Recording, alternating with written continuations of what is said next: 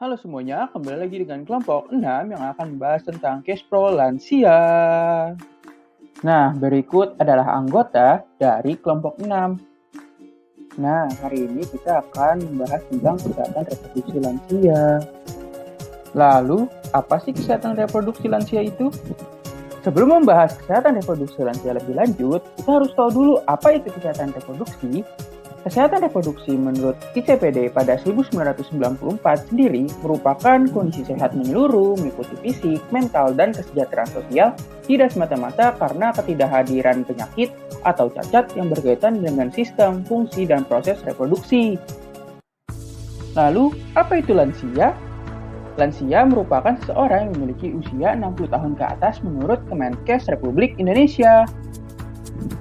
Jadi, kesehatan reproduksi lansia merupakan kondisi sehat menyeluruh, meliputi fisik, mental, dan kesejahteraan sosial, serta hal lainnya yang tidak hanya berkaitan dengan reproduksi pada orang yang berusia di atas 60 tahun.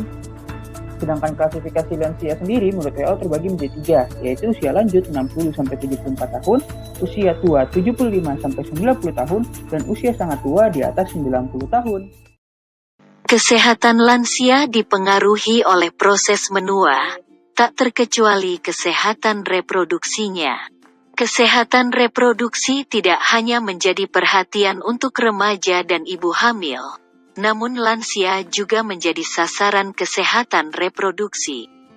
Kesehatan reproduksi berjalan sepanjang siklus kehidupan manusia. Maka dari itu pemeliharaan kesehatan pasca reproduksi atau masa lansia perlu mendapat perhatian pula. Dalam International Conference Population and Development 1994, kesehatan reproduksi usia lanjut masuk ke dalam ruang lingkup kesehatan reproduksi. Selanjutnya, kita akan membahas permasalahan kesehatan reproduksi lansia, yaitu menopause dan andropause. Menopause adalah keadaan wanita yang mengalami penurunan fungsi indung telur, sehingga reproduksi hormon estrogen berkurang dan berakibat terhentinya menstruasi untuk selamanya. Periode menopause. Yang pertama, klimakterium, merupakan masa peralihan antara masa reproduksi dan masa senium. Masa ini juga dikenal dengan masa pramenopause, yaitu 4-5 tahun sebelum menopause, yang ditandai dengan timbulnya keluhan-keluhan pada siklus haid yang tidak teratur. Masa ini dimulai pada usia 40 tahun. Masa perimenopause atau saat berhentinya haid, yaitu masa menjelang dan setelah menopause.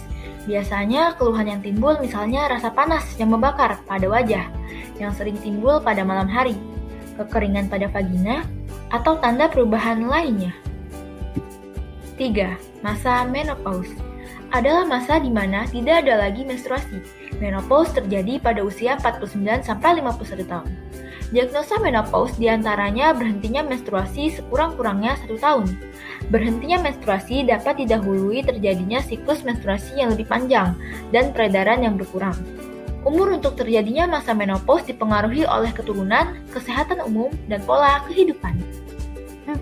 Masa senium adalah masa setelah menopause, yaitu ketika seorang wanita telah mampu menyesuaikan dengan kondisinya, sehingga tidak mengalami gangguan fisik.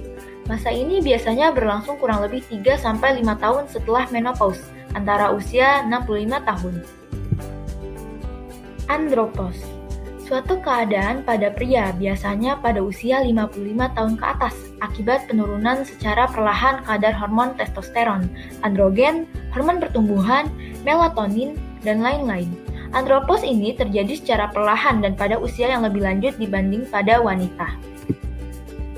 Cara menilai adanya andropause digunakan 10 kriteria Adam, yaitu 1. Penurunan keinginan seksual. 2. Kekurangan tenaga atau lemah. 3. Penurunan kekuatan atau ketahanan otot. 4. Penurunan tinggi badan. 5. Berkurangnya kenyamanan dan kesenangan hidup. 6. Sedih atau sering marah tanpa sebab yang jelas. 7. Berkurangnya kemampuan ereksi. 8. Kemunduran kemampuan olahraga. 9. Tertidur setelah makan malam. 10. Penurunan kemampuan bekerja.